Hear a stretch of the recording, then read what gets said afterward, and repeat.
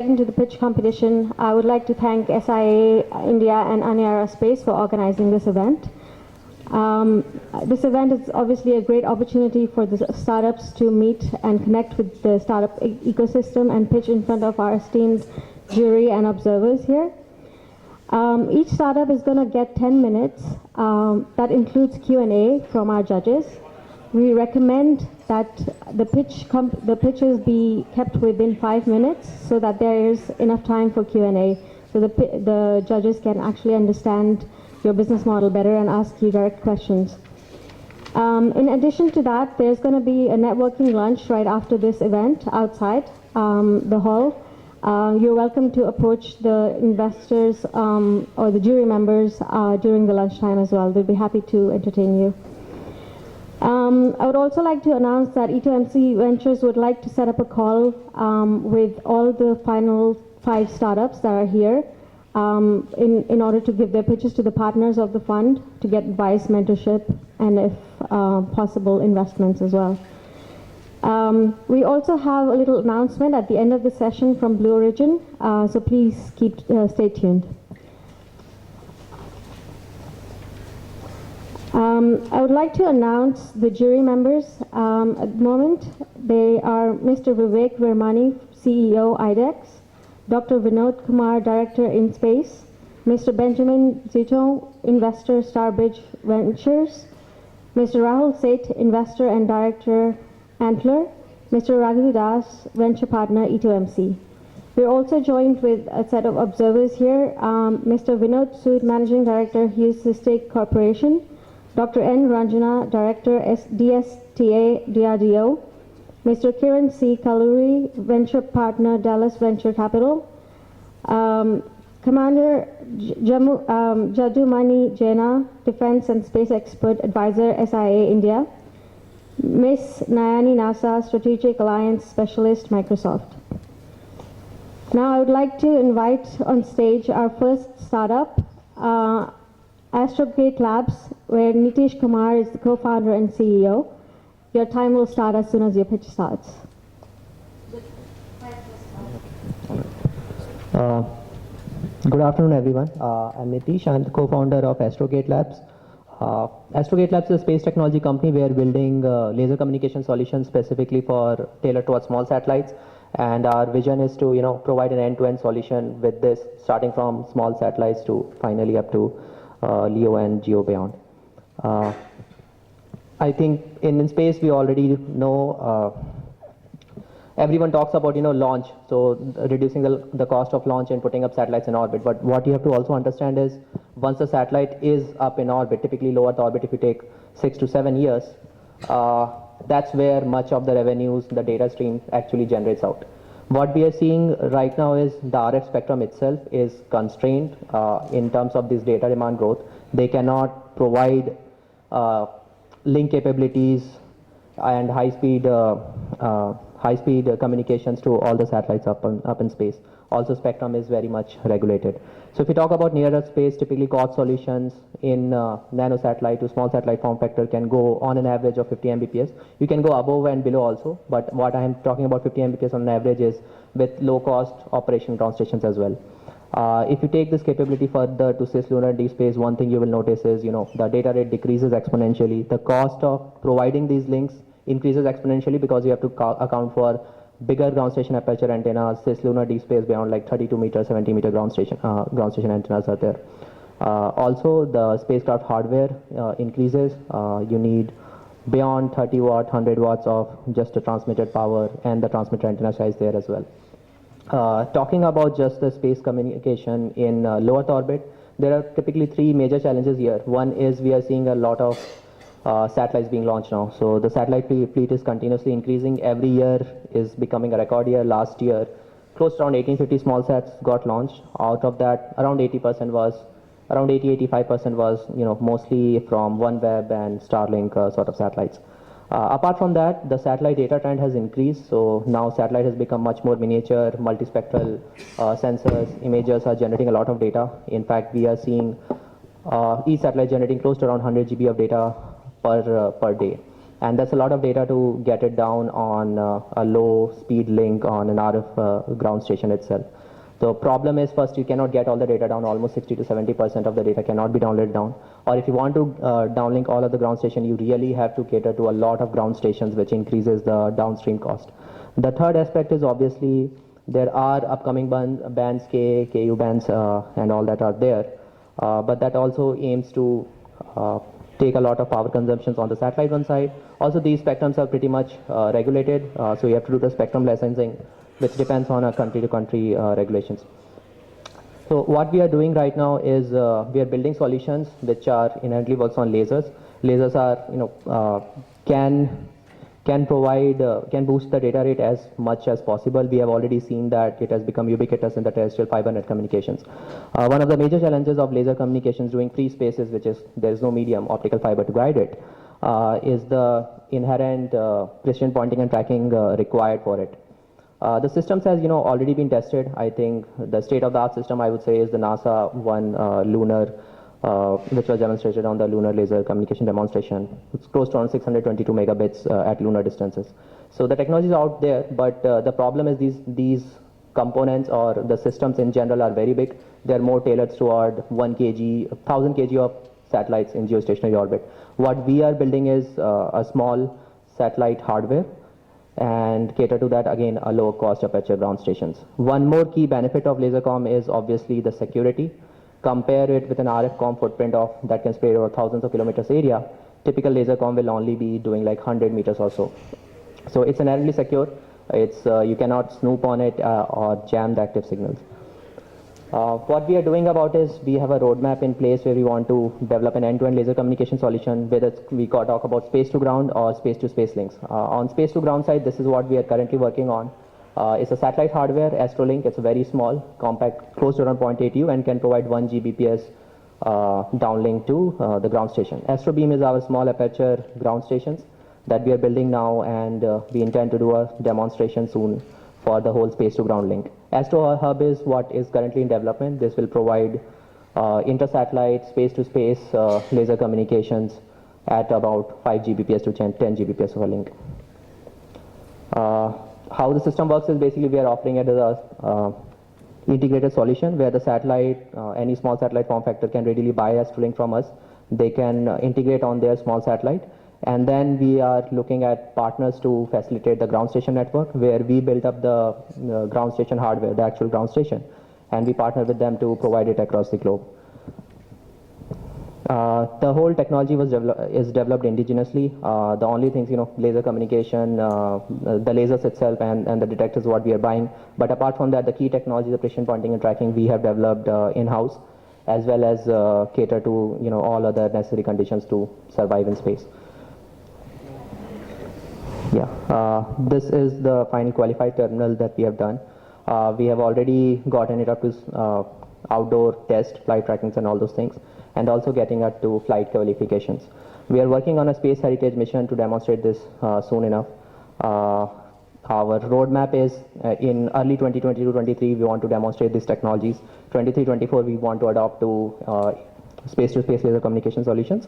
And 24 and beyond, we want to scale these solutions to over 10 Gbps, geostationary and beyond links. I will just, in the interest of time, I'll just skip this few slides.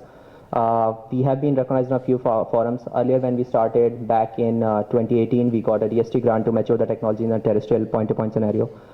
We also won the India Innovation Growth Program and got the initial grants also from them. Just recently, we are also part of, also selected as the top 5 innovators in the Economic Type Startup Awards, which is just recent now. Capability-wise, I'll just skip this. So that's where we are at right now. I'm open to any questions. What is the TRL level right now? It is a TRL 6. So we have qualified, yeah. So we have qualified the system. The key system was precision bonding and tracking systems. Then the lasercom itself, the modulator, demodulator, we qualified. We started doing it on a laboratory scale. We have qualified it for an outside use. Then finally, we have qualified the system for space use also, which means we have done the thermovacuum testing, the space launch load testing and everything for the flight terminal. So what would be your speed, space to ground? Testing you have done at Yeah, so it's 1 Gbps. The terminal is capable to provide 1 Gbps of links up to 1,000 kilometer link distance. Yes. And it's one way, so it's space to ground now. But we are also developing on the technology to provide it a bi-directional inter-satellite links. Yes.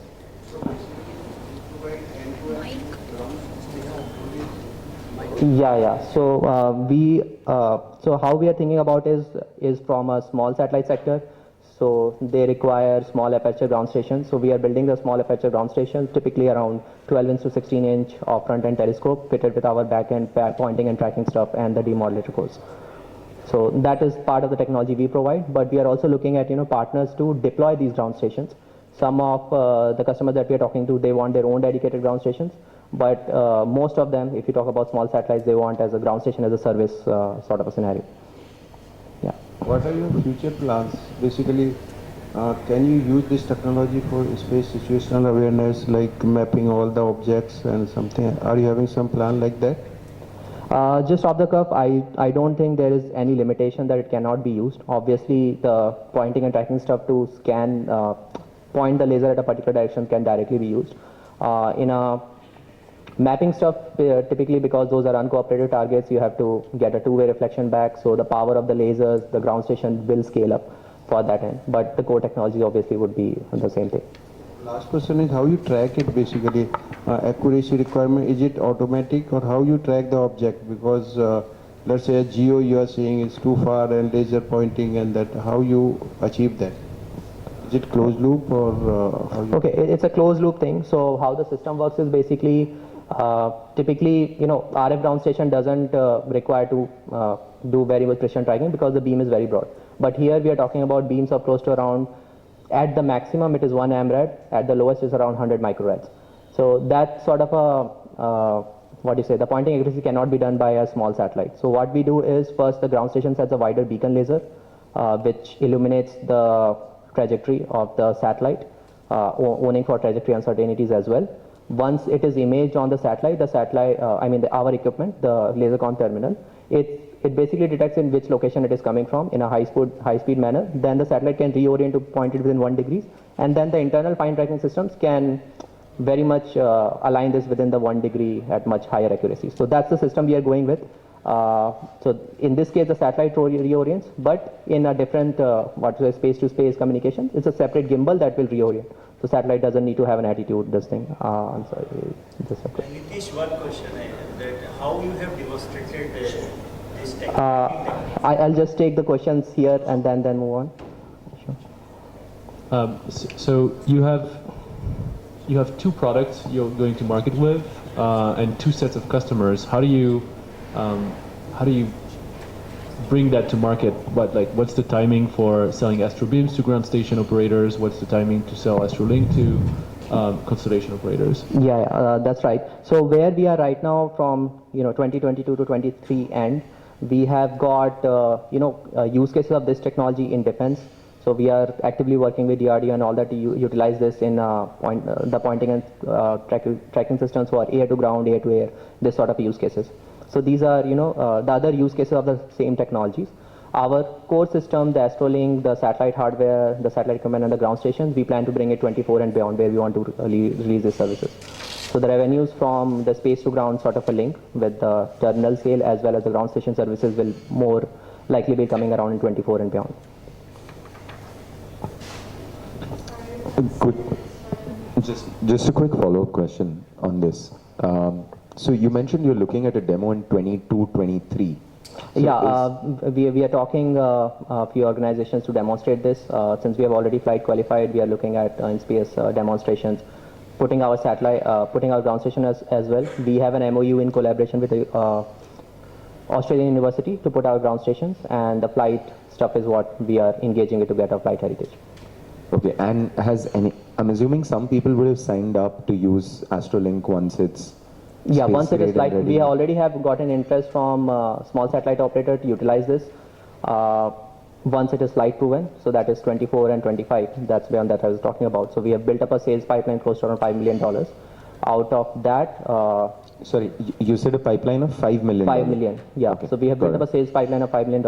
Out of that, almost 60% is for future 24 onwards when we bring this technology to market. And the other ones are mostly use cases of the same technology in air-to-air, air-to-ground scenarios that we are seeing interest on the defense side. Okay, and you're selling each one of these roughly at a 50K price, right? That is $50K right. dollars is what you said. Correct. Okay, understood. And Astro Beam, when do you see that being live, or do both of them go live? Both of them will work 24, together 25? 2024 beyond only, yes. Okay, and just as a strategic call while you're building this business out, does it make sense, as was asked earlier, to have both of them being built out together as opposed to just building one part of it, just your Astrolink system? Or do you feel that without that it's just not going to work? That's a more strategic call about how you see your company evolving. Right. So most of the customers that we have talked to, they also require a ground station solution, right? And most of these optical ground station solutions are not available right now. In fact, most of them are developed by universities or space agencies. These are 1 meter. They are not operational. They are used for testing. So that's why we are taking space to ground to the market. Obviously, space to space will come on later after that. So that's why both the technologies has been developed to demonstrate that and take it up further. Okay, and I didn't see this on any of the decks, but I'm assuming since you're building this out, you're raising a round of financing, you've raised a round of financing outside of the grants? Yeah, we are raising a round of financing. We are raising close to around 1.5 million to get it up to space, get to flight heritage. And post that, then we see much more maturing going on. Understood. All right. Thank you. Guys, sorry, we really have to keep in time. Thank you very much, Nitish. Thank you, judges, for the questions. I would like to welcome, thank you. I would like to welcome Abhilasha Purvar, founder and CEO of Blue Sky Analytics. Good luck.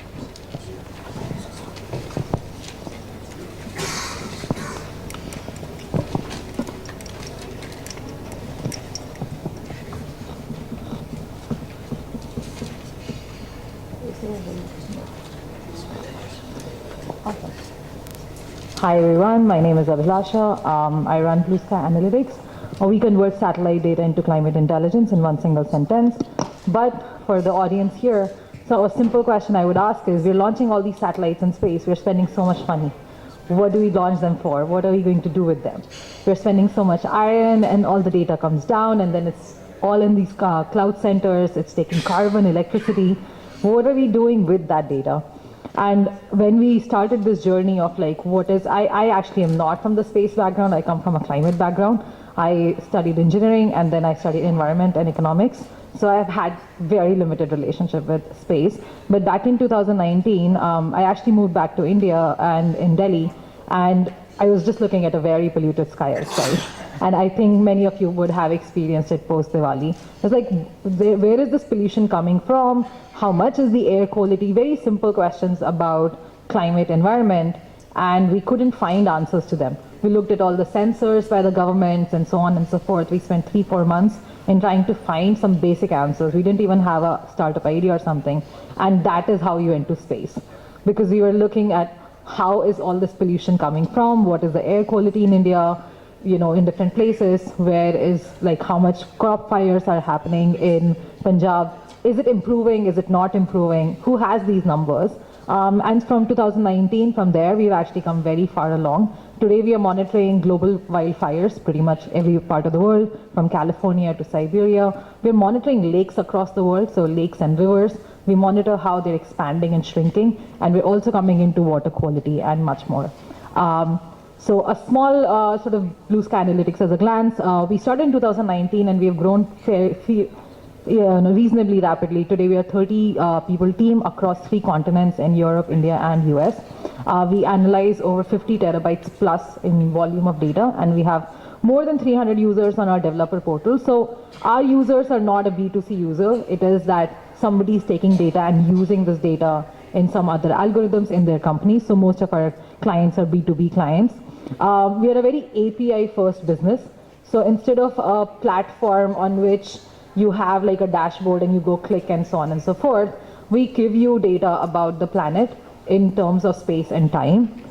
In some small words, we call ourselves, we got this moniker from our angel investor after like giving them a pitch, pitch for 30 minutes. So you're trying to build kind of like a Bloomberg for environmental data. So that pitch stayed for quite some time. But recently we had to add NASA plus Bloomberg because we do so much satellite data stuff, which was really getting undermined with the Bloomberg pitch. This is a more climate-related slide, but even for the space audience, I think we are all very aware of the climate change as a problem, and the global market in terms of asset managers, insurances, banks, we are facing a $25 trillion worth of risk from climate change. I'll give a very small example. In 2008, we witnessed a global financial crisis because we underestimated how many people will not pay back their home loans. So it was a credit risk. In 2022, or in the next coming years, the global economies, and I'm talking about like Federal Reserve and RBI and big banks, they expect that climate change could lead to a financial crisis if these risks are not properly estimated and properly accounted for. On our customer side, also we see many of the customer spending are hiring climate teams extensively. So Freddie Mac, if you guys know, like they're an insurer, sort of like a financial industry in the US for real estate, they hired a head of climate risk. Who would have thought? There's a Ministry of Wildfire specified in Portugal. There's a, sort of like in Athens, there's a mayor who's like completely focused on just wildfires. So now the climate related parameters have really gone to sort of mainstream. This is a very simple slide and would pretty much explain our business, our technology, our model, everything. We take huge volumes of satellite data and convert it into refined. So we make this parallel to an oil refinery. And I say that Dhirubhai Ambani started biggest oil refinery in India in Jamnagar, and we are trying to make a biggest like data refinery in Gurgaon or in the cloud. We take a lot of crude satellite data from different providers, whether it's public satellite companies or private. I'll come to that on the next slide. And then we really crunch it down and we give the users like insightful information. So now you don't have to deal with terabytes of millions of pictures of a lake or millions of pictures of Ganga river. You will get the data that you need, which is what is the water quantity in Ganga, what is the depth, what is the water quality, how much is the pollution. So it's very easy in that ways. And we do all of this processing in-house. So all the technology is built by us. We're not using somebody else's software except for AWS. We can't escape some cloud. But every single line of code has been written by our team in the last 4 years. All the algorithms have been written by us. In fact, many of the algorithms we built in 2019, and now thanks to AI and thanks to just so much data processing from them, we are seeing such good results. This would be a simpler slide. On the left side, we have the people we take data from. In the center, we are there and the things that we do with the data. And on the right side are our customers. So we take data from public satellite companies and private. The base layer, if I'm doing wildfire monitoring for the planet, I typically take base layer from the private public satellite companies because there's no point spending so much money. But once we have our customers mapped and there's a very high resolution demand for certain area, we start to go into the private satellite data. Okay, just moving quickly to this thing. This is our platform, and I sadly don't have internet, so I won't be able to show the platform. But on the first view, you see India's map and all the rivers mapped on this, and you can zoom it and zoom it and zoom it, and you can get like data at every sort of latitude, longitude. That's why the platform is called SpaceTime. On the bottom is the time parameter, so you will be able to see how the data changes from time to time. So for instance, for air quality, you can go on SpaceTime, and you can check air quality in India and how it has changed over the last 10 days or over the last 5 years.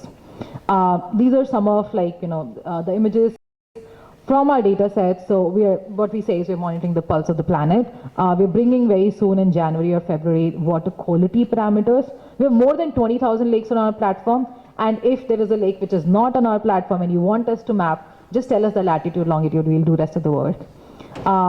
These are some of the focuses. We work a lot on carbon markets. We work with the insurance companies on trying to help them figure out the pricing, the risk from different kinds of climate risk, and we work very extensively with the banks in trying to understand climate risk, climate stress testing.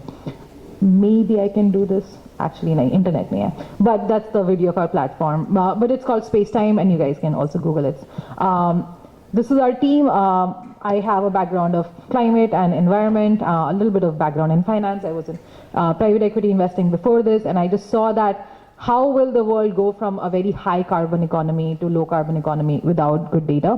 And then we recently added our new CEO, who comes from, again, a financial industry. On the space side, actually, we recently added Keith as our advisor, who some of the folks might know. He's also advisor to Planet Labs and Orbital Insight and Digital Globe and many other US-based space startups. We've gotten a lot of awards, and I think for the space audience, the most relevant would be that we were the first Indian startup to get space Oscars in 2019, after 10 years of ESA, European Space Agency, running that program. And as far as my information is that no Indian startup has gotten it till now.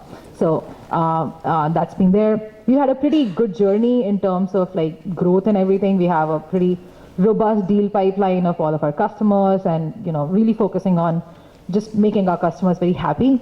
I think this is our goal for 2023 and for the next probably 7 years, or as long as Blue Sky lives, hopefully, which is to become a really reliable climate intelligence partner for our customers. So if you're a bank, if you're a Bloomberg terminal, if you're a mobile phone platform or defense, and you are taking certain data of flood or wildfire or droughts from us, then we want to be your reliable partner. We want to give very high accuracy in case there is an error, in case our models are not working perfectly. We want to be very transparent about it and just really serve and build deeper relationships. And I think I'm done. Moving on to the questions.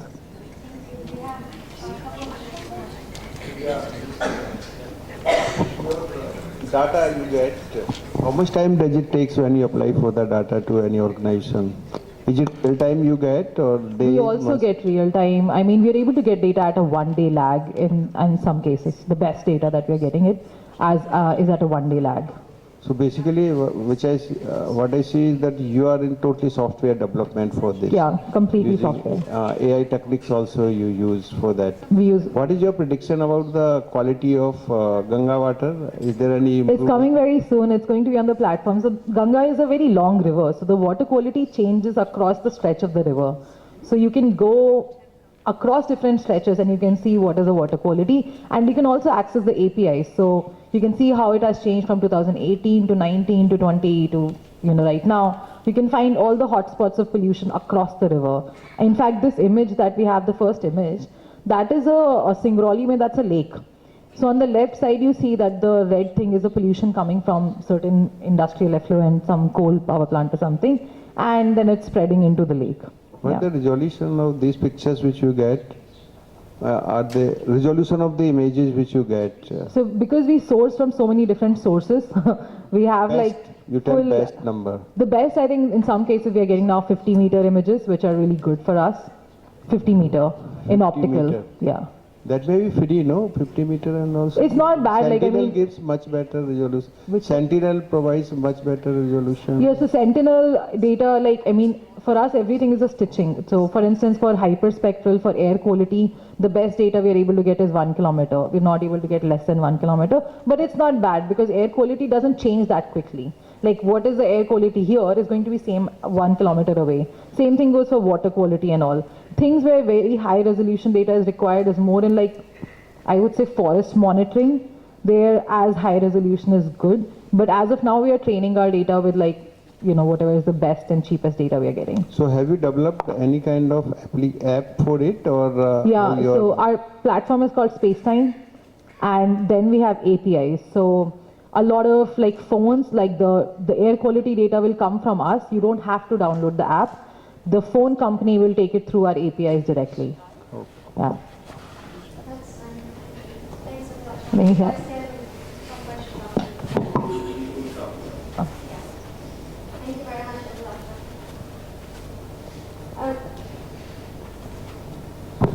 I would like to invite Ajay Kumar, JK, Managing Director and CEO of Bill on Space, on stage, please.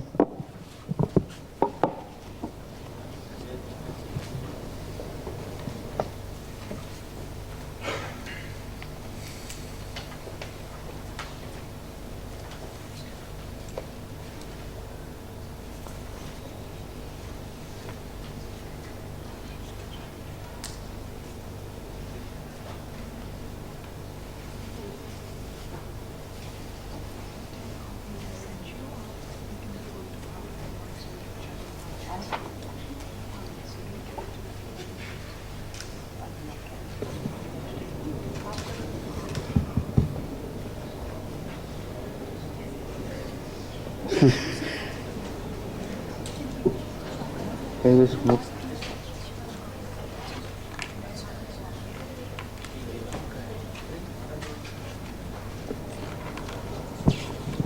Good afternoon, everyone, and I thank SIA and Aniara Space for providing this opportunity for us to present in front of the jury members and then observers.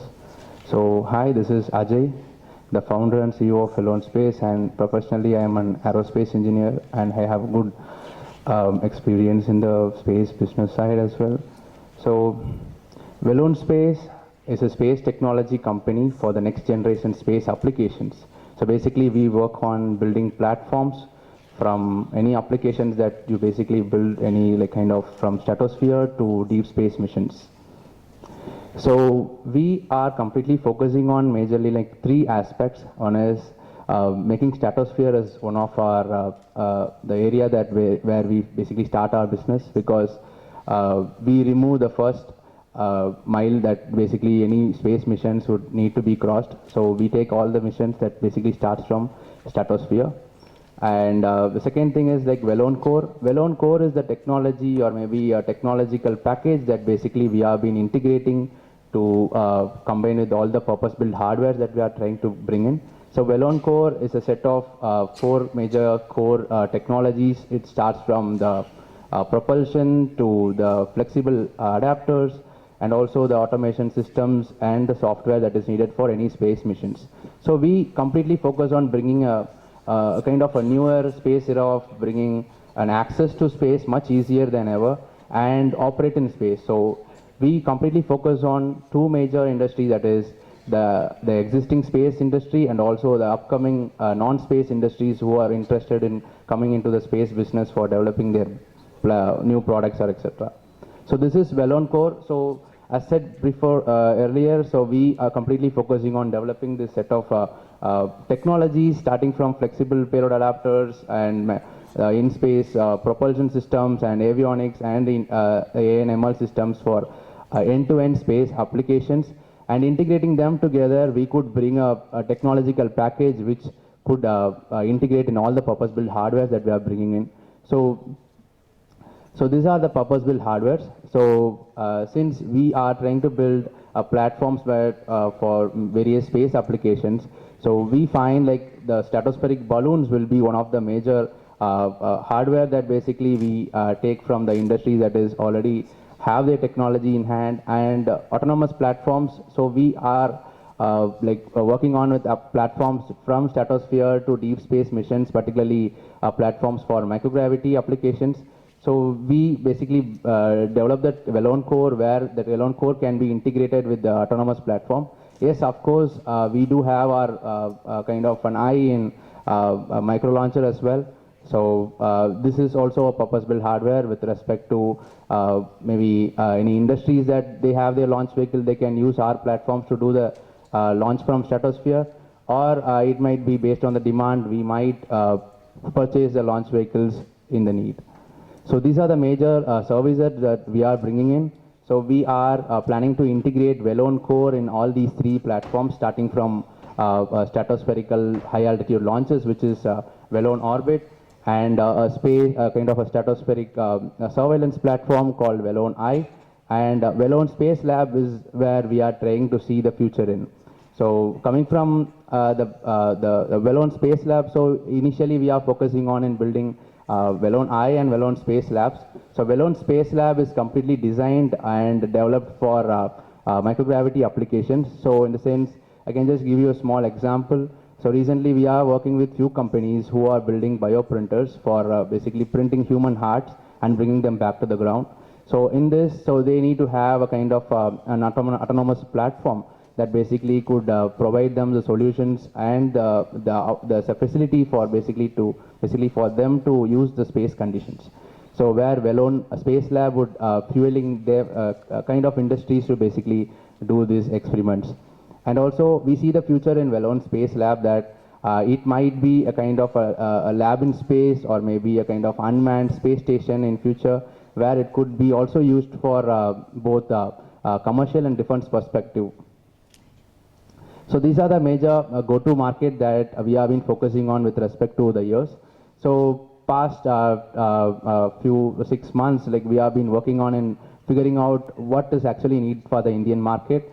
and how to basically tap the Indian market. So we are actually trying to basically reach out to various customer segments, particularly from the non-space industries, like the India's kind of number one industries like pharma industries.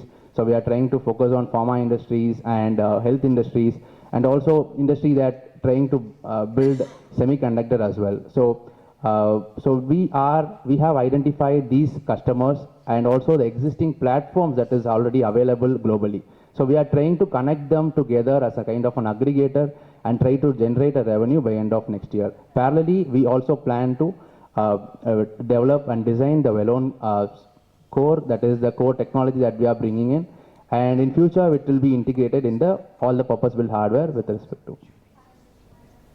So we are looking for almost 10 CR for basically for building the business globally for both stratospheric and microgravity applications, and also we are parallelly we are looking to develop the the core technology that I have said earlier. Thank you. Any questions?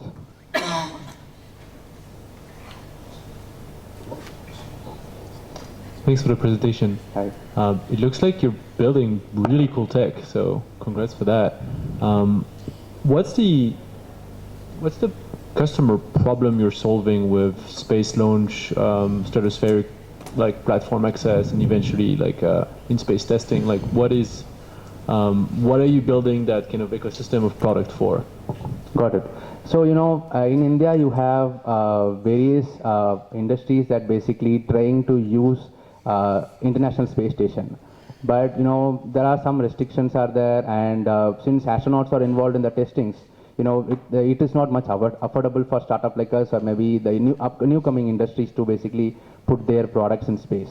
So we find that would be the market, or maybe those will be the customers for us to basically bring them inside the well-known space lab that we are trying to bring in.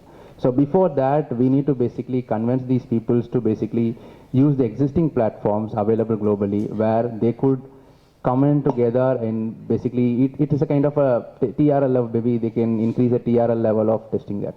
And coming to the stratospherical platform, we do have stratospherical facilities in India, but then it is not much commercial. But there is an actual need of many industries. You can just see, I can't just say only industries.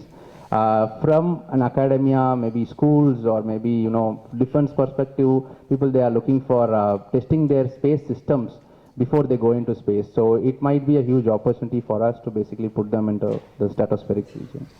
What's the budget of these companies trying to test experiments or yes, in space? So we are in that evaluation, and we do have something I could share you in person maybe. Thanks. Yeah, what is your maturity? You have mentioned micro satellite launcher. Are you having some expertise in that? Up to what altitude you have launched? Yes, thank you, sir. So we have developed our own kind of a micro launcher, which has a capability of carrying up to 50 kgs to lower Earth orbit. And a year ago, we did some kind of a review from in space, which actually has happened in basically from a technological perspective. But right now, we have passed that particular program and focusing on the actual need that is particularly from the stratosphere and microgravity perspective. But we do have our own design, which can be worked together with industrial peoples to develop that design to a product, and where it can be integrated to the well-known orbit. Whether you have gone up to 1 kilometer, 2 kilometer, 10 some number, or just design you have? No. We have designed up to about carbon line. Yes.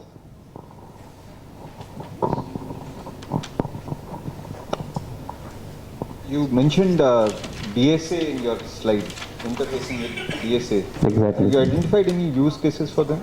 Yes. So we find surveillance is one of the application where we could use our stratospheric balloon. But then since it is defense-based application, so we need to work much closely to basically identify what kind of stratospherical platform that is needed, number one.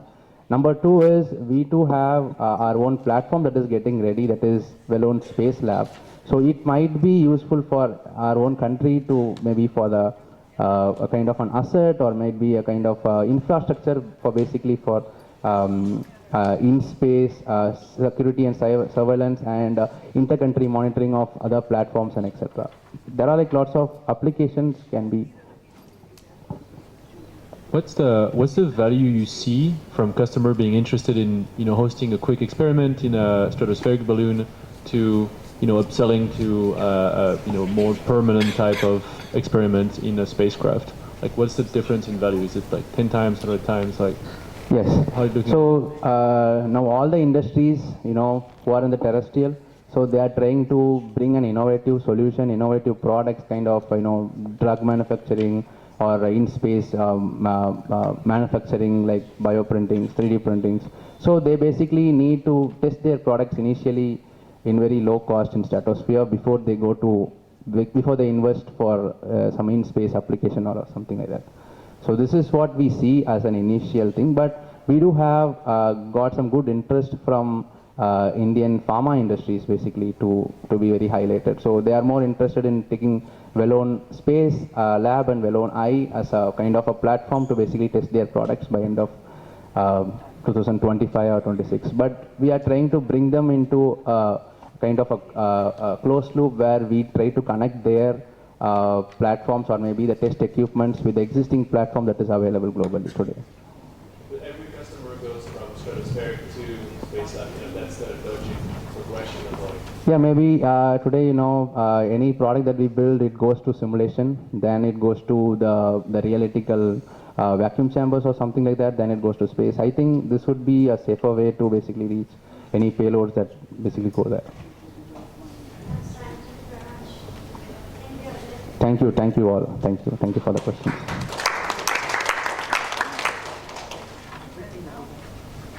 I'd like to invite Kishan Chakrabarti from Delta V Robotics.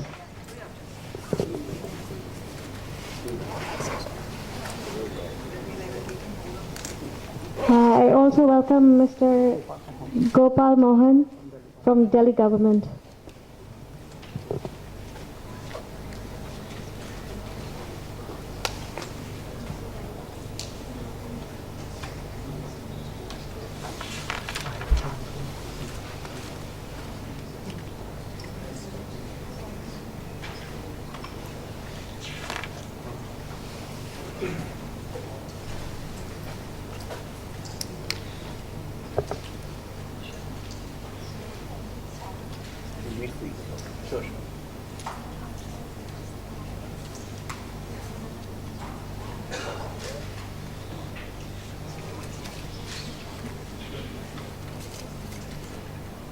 Our mission is to unlock the full potential of new space using the digital twin and AI.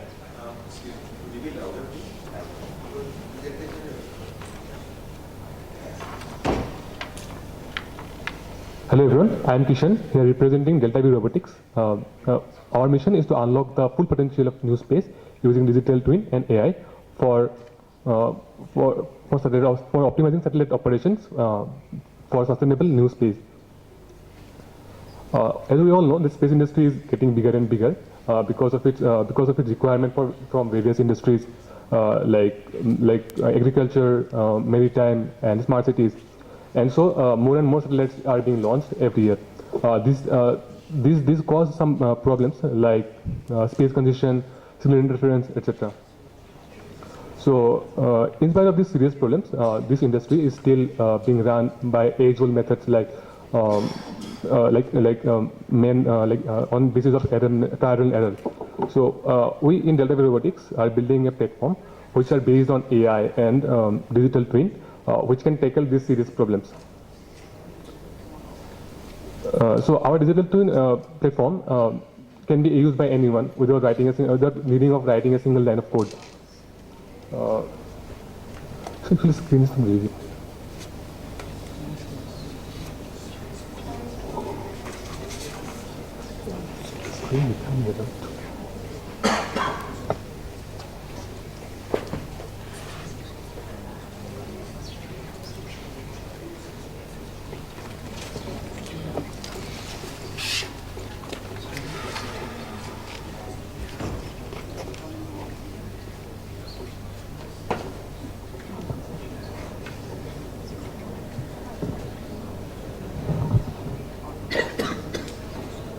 So our platform can perform fall detection and analysis of satellite data, and also trend analysis of satellite data. Our platform can be used by insurance providers for performing failure analysis, risk and failure analysis. So along with this platform, we are bringing a lot of value into the table. So we are proposing to decrease the mission cost up to 20% with increasing in revenue. So we provide visibility on preventive and diagnosable problems, which are really currently goes undiagnosed, and because of which it leads to lots of failures. Like total of 30% of total failures are because of these undiagnosable problems. So we also propose to decrease in response time and manual intervention because of we are using AI. Right? Also, we are a cloud-based platform, so which offers reusability and scalability along with multi-domain collaboration. So if I talk about our team is composed of lots of professionals having industry experiences for a long time. So our CEO, Mr. Naushad, is an NUS alumnus, and also Niha is also is COO of our company. Our NUS alumnus has long experience in digital engineering and space engineering space sector. I myself, I graduated from IIT Guwahati and currently look after the AI and research aspect of the company. And then we have Mr. Bala, who is our core partner, is currently a director of space safety at SpaceX. And also we are being advised by many ex-ISRO people. So if I talk about our achievements, we are backed by an LKV accelerator, one of the top US company, and also we have been invited to give a talk on California Polytechnic State University in our digital engineering platform because of our digital twin and AI. And also we have performed multiple MOUs with various institutes and various countries around the world. So today my focus is to change the way this satellite sector works. Right? So we are proposing to use more agile, more accurate technology, which can change how the satellite industry works. Thank you. So any question? Yeah. So basically what we see that you are making digital twin of the satellite. Right. But how you get the data of the satellite, or you propagate the models? How you do currently we are using simulation to get the data. So say again, are you having some tie-up with some satellite operator which gives you data to validate your model, or still you are in simulation stage? Okay, so currently we are working on the operations aspect of the company, which requires data on which we get from the simulation, right? I'm only the research guy, so if you want to talk about the business, and you can please. Okay, general in the research, if I say, what is the accuracy of your? See, you will propagate them using mathematical models. Right. So what is your accuracy you achieved, and did you compare with any other models which are available already? Okay, so currently we are working on a fall detection program. So we have used all machine learning and deep learning algorithms, and we have also taken some reaction will fall, detected some reaction will fall, which the data that we have got are from simulation only, not real-time data. Simple question, yeah. What kind of accuracy, if you take a satellite data and which you say you have already developed digital twin, right? No, we are developing. You are developing. Okay, fine. So which TRL level you are then? I should ask you that question. So we are in the beginner level. You are a beginner. Okay. Good. Thank you. Any other questions? So we are currently based in Chennai. Yeah. But the company is based in Chennai or Singapore? Our company is based in Chennai. Chennai.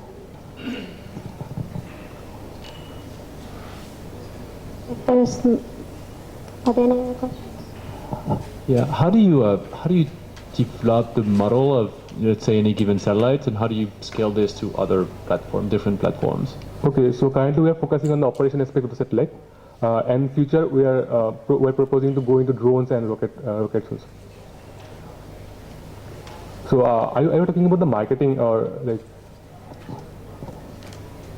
But let's say, do you want to integrate that with like mission planning tool or mission design tools, or is it for like satellite design? No. It's not design. It's operation, satellite operation aspect. I think I know the company. I think I've seen the company and spent some time. I think what they're trying to do, eventually software solution from mission planning to operation. I think everything. But I think they think it's better to basically start with the mission operation. That's the revenue coming in. Right. Where they could start maybe mission planning after that. So. Thank you very much.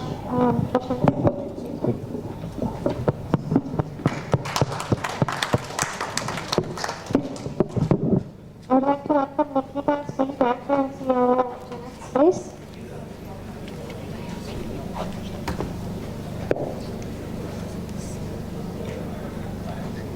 I'm Nikita and I'm representing GenX Space, which is an edtech startup, but focusing on space education. So let me quickly take you all through what we've been doing and the effort that's put and why we're doing this with everything that's happening in the world. So to begin with, we are one of a kind of space education startup, I could say, or education startup. Being a space enthusiast, I and Sujay and the whole team wanted to spread news about space, wanted to spread what space is all about among the students, because even today we meet a lot of students on a day-to-day basis where they say that I didn't know I'm going to study, like I was going to study about rockets and satellites by taking up aerospace engineering. All they thought that they wanted to study was about stars and planets. And I've seen so many of my friends, juniors and seniors, taking up different courses without knowing what it is going to be the future or what they're going to study and all of it. So I saw, and we all felt that, you know, we need to speak about space and tell what are the different domains that are there, different career opportunities, in fact, how to perceive them. That's how we all started off with our not-for-profit, which is called Society for Space Education, Research and Development. Today, SSCID is more popular among people because it's there and operational from 2016, I could say. And we've reached out to more than 50,000 students and across 70 plus countries through all of our outreach programs, I could say. And that's when GenX Space came into picture, where we identified few problems. One was the students or the generation. Now we're talking about space and the future generation. Let me tell you, they're all studying the history and the outdated content in the textbooks. It's pretty much the same thing that you would have studied back then 20, 30 years. There's not much new thing that students are studying. But if you look at the students today, they wanna, I don't know if anyone of you noticed, there was a small kid around from yesterday. He's one of our students. So we find students like them who want to take part in programs like this, who want to do something at that age.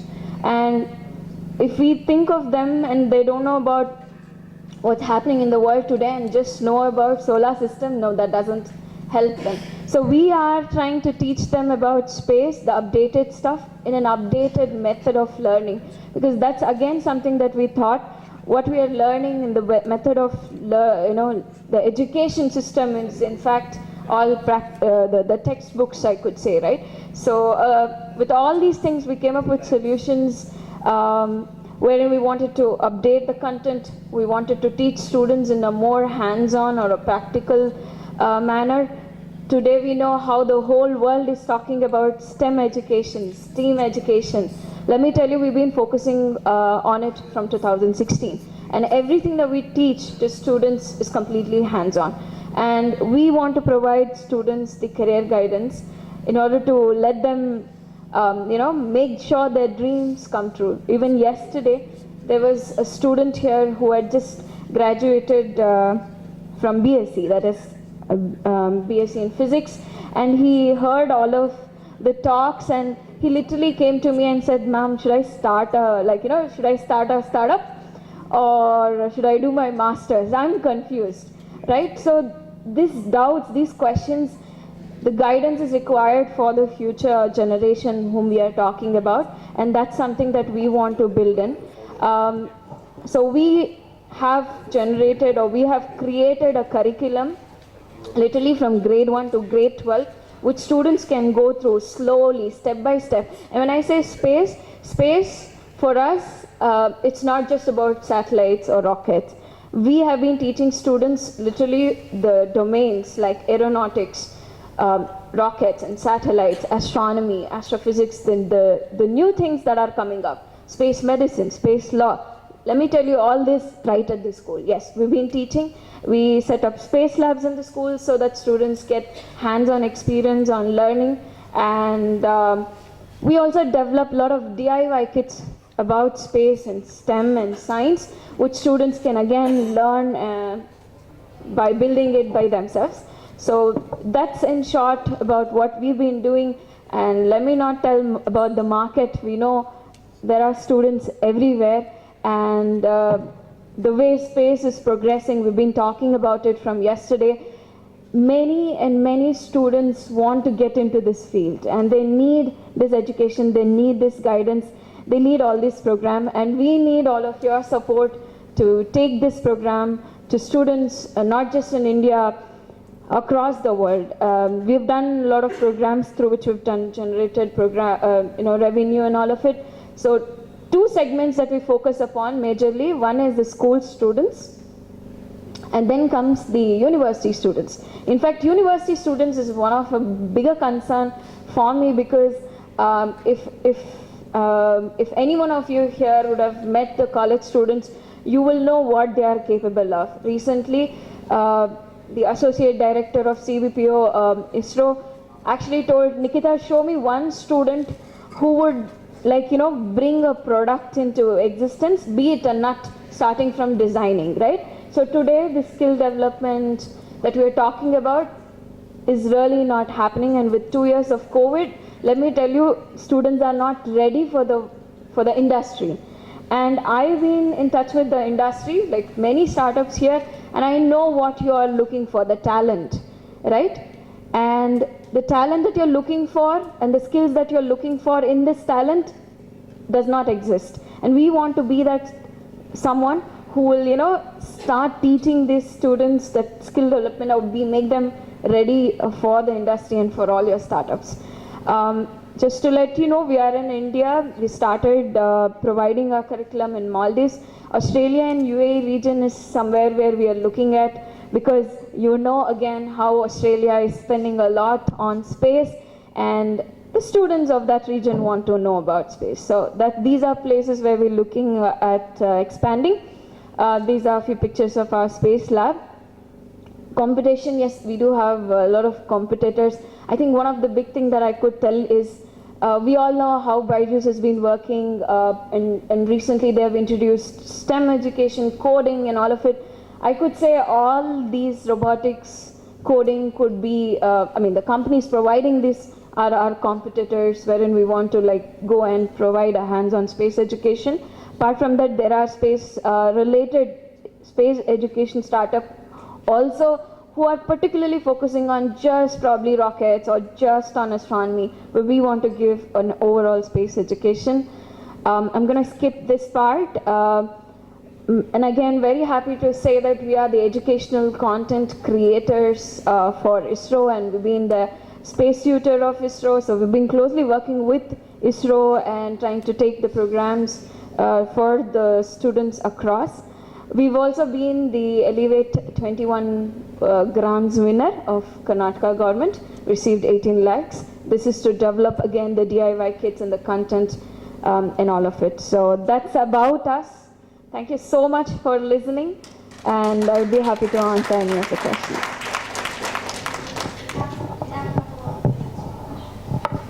I think really commendable job what you're trying to do. Thank you. What do you are very young. What do you get experience to teach other people? What does qualify? How I am sure that you are teaching the right thing, not wrong thing. So. Right. So personally, I've been an aerospace engineer, and I've been taking tuitions. That has been my part-time job from my childhood, I could say. So I've been into education, and I've been like interacting with the students. Plus, coming to the team, we're talking about the team which goes to schools. We make sure we take team members who are from aerospace background, astrophysics background, who have passion to be with students, to teach the students and all of it. So that's one thing that we are looking at. Whereas when we're talking about university students, we have gained really good experience, and the team, Sujay and Mahesh, comes from the technical background. So they take care of the technical topics and all of it. And yes, we do have set of professionals, I could say, who are joining hands with us when we go to talk about the technical topics with a higher, like slightly higher age students, I could say. So. Nikita, quick question. A commendable job, as he said. It's incredible that you're helping spread the word for more people being involved in it. I'm curious though about something you said in the middle where you said the talent that SpaceTech startups need, you're trying to nurture that. Now there are two levels to that, right? There's one, what you do for students in school, get them interested, create that nugget of excitement, and that leads them to choosing this career path. Yes. And that's where career counseling, etc., all of that comes in. And then there's the other segment where you look at clearly defined skill sets that are required and upskilling individuals to get into that. Right. So for example, data wrangling for Earth observation data, right. Simulation modeling, XYZ, all of these are skill sets which are very highly in demand as well as not available. I think there were a few courses by ESA very recently. They did a couple of sessions on using this. So why not focus on that? Like, this is good as a, I would say, in fact, even as social service, but I'm not sure what the business here is. We are working on it. Just to let you know, we've tied up with around 10 universities where all these workshops are going as part of the course itself. Like when you go take certain programs and workshops to universities, the university would say, okay, interested students go forward. But you know, these are so important. These workshops, the technical knowledge, the workshop, you know, the building part of it, learning it. So what we are doing right now is to collaborate with the universities and give this as part of their course. Right now, AICTE says that universities should let students take part in workshops, and it's compulsory and it's a 2-credit course. So that's something, one way we are trying to approach and upskill them. What's the part between your B2C segment and the revenue you get from university today, and how do you see that evolving?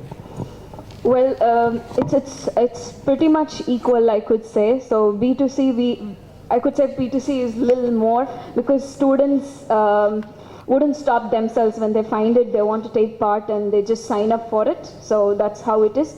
At the same time, parents also have been supporting. So B2C has been like really good way that we've been focusing on. Whereas B2B, as I said, it takes time because the universities, it's a big hierarchy again to get the permissions and to get it, to make it part of the course. Yes, sir. You say you have designed courses. Yeah, 1 second. So you say you have designed courses. Yes, sir. And who developed them and whether they are recognized by, because students should get some credit somewhere, they should get full time. How it is, what is the model basically you plan? It's all developed in-house by the team, sir. Like, we have both online as well as offline programs. So students who want to attend them online, we have a different mode of learning, different topics. And so there is just certification from your company. Is not a kind of any academic credits are not there for them. we are providing certificate. In fact, we are also looking at tagging along with NSDC and several other skill development government bodies where they look at it. In fact, the government of Karnataka Education Department has been closely looking at all our content and wanting to make this part of the education program itself. So slowly, yeah. Thank you very much.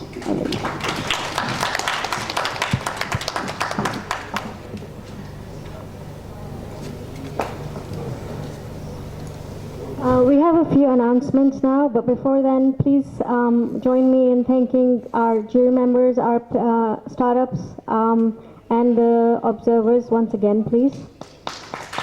Thank you for your time. I would like to invite the Microsoft team for their first announcement. I think this session will control. Startup shift is over now, and because we are just sitting during the lunch, we are eating lunch time without having lunch. So I will look that we will continue this program because this is the mentorship, we are converting this into a mentorship program during the lunch hour, and after that we will quickly have lunch. Announcement of Microsoft will take place this time. So I will request all the investors, if they kindly just move on to this, and there were a few more people who want to participate. So this is the mentorship session starts now. So that's the thing. So I'm sorry I have to just make it slide management. So will you just move on to this, please?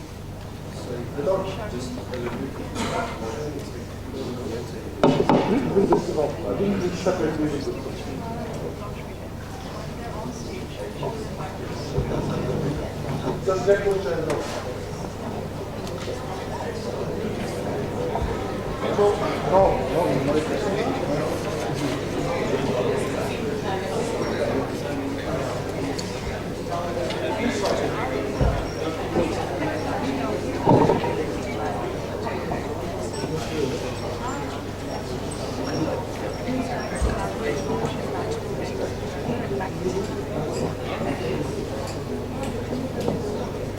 Hi everyone, good afternoon. We're very pleased to be here. I'm Naini from Microsoft. We are looking to launch an alliance with SIA to promote and foster and incubate the SpaceTech startups in India. And I'm very happy to announce that the 5 startups who pitched today, we're going to be offering 150K worth of free USD worth of free Azure credits to them to build on Azure. Very thankful to the jury here, and it was lovely listening to all the pitches today. Thank you, everyone.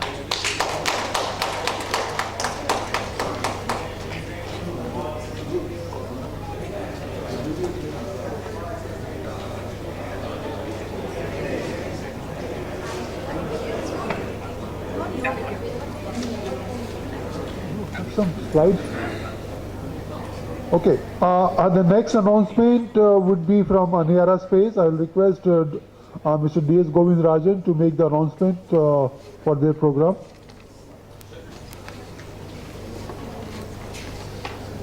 We have no slide. No, so it doesn't matter. Good afternoon. Just wanted to make some announcement from Aniara about our intention to start a cohort program for startups. Since this is a mentorship event, we thought that okay, this is an appropriate time for us to make an announcement. Before I tell, I am reminded by one of the talks by the startup CEO. He mentioned that that startup was a little bit 10 years old. He said that he heard a word called OG. He didn't understand what is that OG. It seems original group. We generally say that the startup means they have come almost 5 years back, and maximum number of startups have come in 2 years' time. There were few startups who had started their venture about 10 years back. I have the friends from that OG group also. So that means people who started their venture about 10 years back are called OG in India now. And I added another meaning to that OG, this older generation also. That means people like us probably, who also started the startup more than 10 years back and also belong to that category. So we are belonging to that OG. So with that OG also comes some sort of responsibility to do something to the new generation startups. So this is the cohort program which we think that we need to come out. In this cohort program initiated by ANIARA, supported by SIA-INDIA and co-hosted by E2MC, we would like to have the participation by industry leaders, academicians, experts, domain experts from the past and present in industries, veterans, industry veterans, all those people who matter, they will be the participants for this program. So actually we are not trying to invent anything new. We are only trying to make things happen which is already known. Like the features, that typically mentorship, as I mentioned, that this is an appropriate forum to make an announcement, understanding the innovations. So we have heard a lot of people who gave a talk. So we understand the innovation of the product, and we help them structuring the development program, and also help them in doing their business strategy, business modeling, things like that. So these are the features, whatever is required to be done. So we hope to do this in this program. What is the support? Under the support program, we probably would like to give them one-on-one consultation, and with the program manager of the founder. So we also naturally have the mix of with hybrid or in-person or online consultation, and we will have domain experts who will probably help them to do this. We will also conduct similar kind of pitching sessions which we started here, provide the training and skills. For that we will involve people like Nikita, and also we will probably involve organization like MAC 33 for the incubation or Indian Cell Science. We have, of course, had some preliminary talk with all these people. What's the outcome after doing all these things? We believe that we will have the TRL, that technology readiness level, CRL, that is commercial readiness level. This assessment we will make, and at the end of the day, we believe that this program will enhance the success rate of the startups. We expect as many startups as possible to get involved in this cohort program, which may probably run for 5 to 6 months. I do not want to make any, of course, nobody makes commitment, but still there is a possibility for these startups who will participate in the cohort program at the end of the program to get some grants from the established institutions with whom we are also trying to collaborate with. Thank you very much.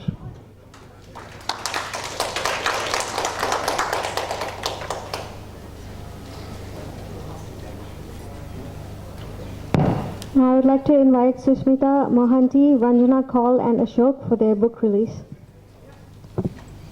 Thanks, Shagun.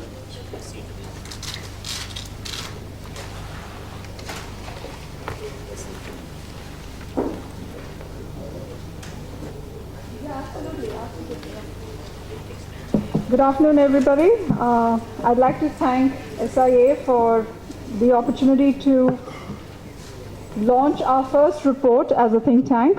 So I would like to welcome my colleagues, Dr. Ranjana Kaul and Ashok.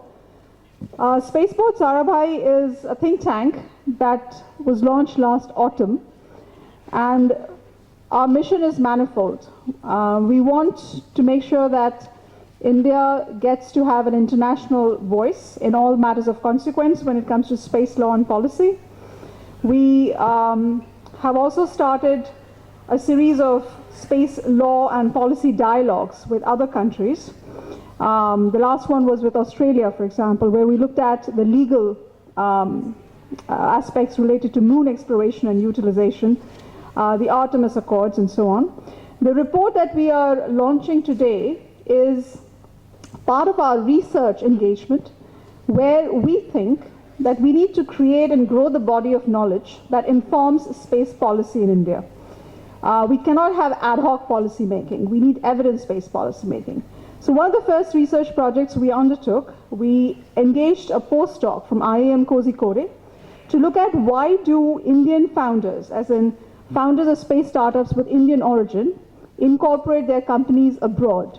So we tried looking at the ecosystem that you have, say, in Singapore, in Australia, in the United States, and we tried to compare it with the ecosystem we have here to look at what are the advantages, disadvantages, and where is the, what kind of improvement are we looking at.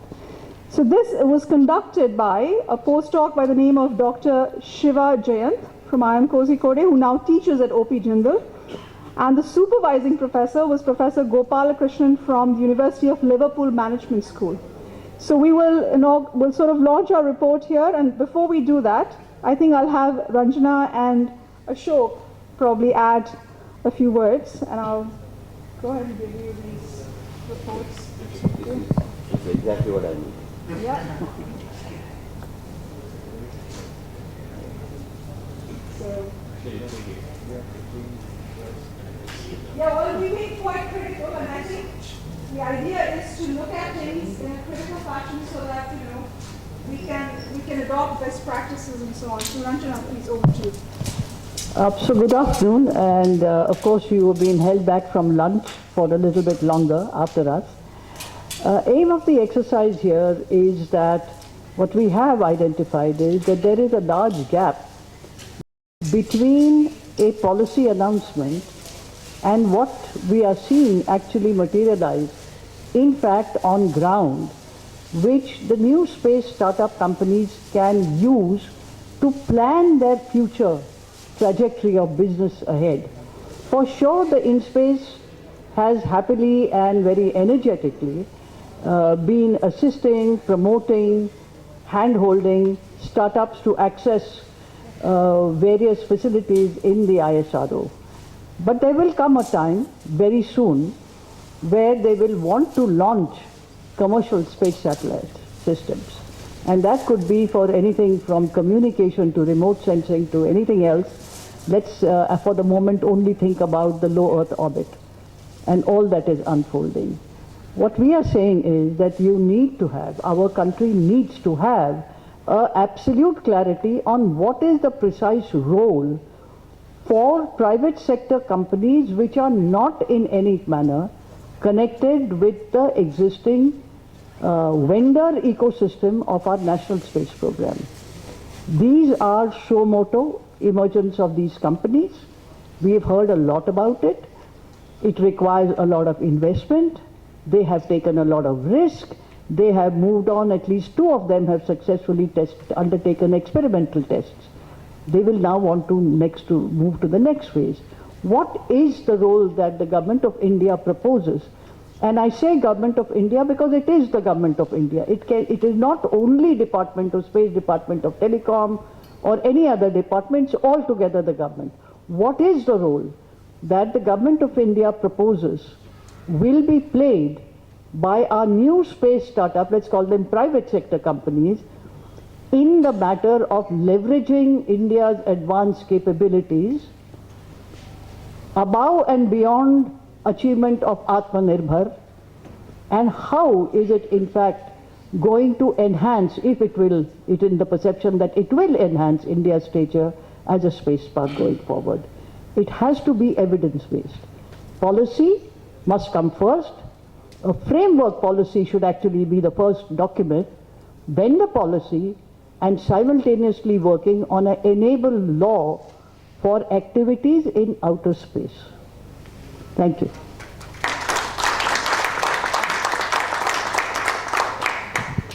So I think I've been a spaceflight practitioner since almost 2014, and we have been always advocating for clarity and predictability of regulations related to space activities, because that is what defines then the amount of investment that can be attracted. And I think with this report, what we are hoping to do is to throw light on what are the areas where this clarity and predictability is required. So we're really hoping that this manual will enable policymakers to kind of address some of the mistakes of the past, bring in that level of enabling factor to the policy so that it does not become an impediment, but actually becomes a facilitator for growth in the sector. Thank you. And before we sign off, I'd like to say that the next research we have undertaken is to look at supply chains in the space sector. We're looking at how it works in India, how it works in the United States, France, and Japan. So the next report that will be hopefully out in the spring will be about supply chain management. Thank you.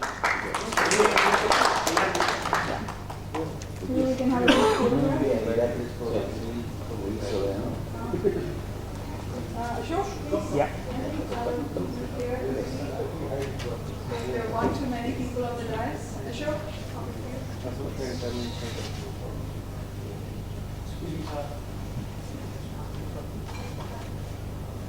Excuse me.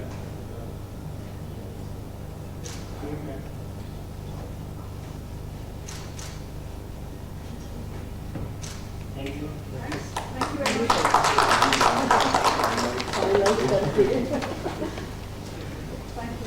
Thank you.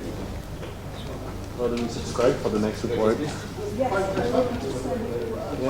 You have something on the website?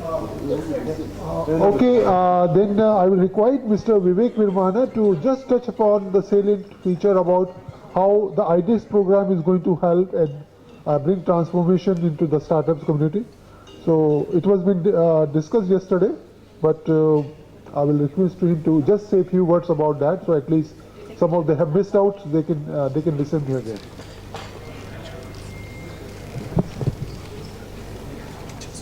Yes, I was here yesterday and we discussed about the mission DevSpace that we had launched under IDEX. So till date we had launched 7 editions of Defense India Startup Challenge under IDEX. The idea was to help startups to get connected to the services, the armed forces, because a lot of hitches felt there, how to connect with the forces. Similarly, the forces feel a little handicapped in how to approach individual startups, because some of them are working in very niche areas, and how to single them out to cater to their needs. So that part was being taken care in the first 7 editions, where we had problem statements from the forces and from the public sector units.